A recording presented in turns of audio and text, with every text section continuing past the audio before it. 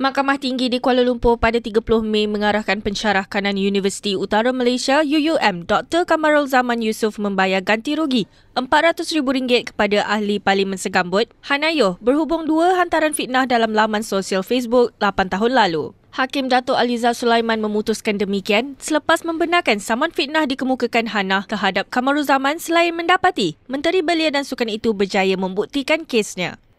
Berdasarkan saman yang difailkan pada tahun 2022, Hana selaku plaintiff berkata Kamarul Zaman memuat naik dua hantaran Facebook antara 10 Mei dan 17 Mei 2017, iaitu beliau mendakwa bahawa plaintiff mempunyai motif untuk menyebarkan Kristian menerusi politiknya. Dalam kenyataan pembelaannya, Kamarul Zaman berkata kedua-dua hantaran Facebooknya tidak berunsur fitnah dan mempunyai alasan yang kuat. Sementara itu, Hana dalam keterangannya semasa perbicaraan memberitahu bahawa bukunya bertajuk Becoming Hana, A Personal Journey diulang cetak sebanyak 18 kali dan tidak pernah diharamkan Kementerian Dalam Negeri. Hana berkata buku itu adalah autobiografi mengenai kehidupannya termasuk pengalaman peribadi dan pembabitan dalam politik. Justeru, beliau juga menegaskan hantaran-hantaran Facebook Kamarul Zaman antara 10 Mei dan 17 Mei 2017 jelas berniat untuk menyinggung perasaan, menghina dan memfitnahnya.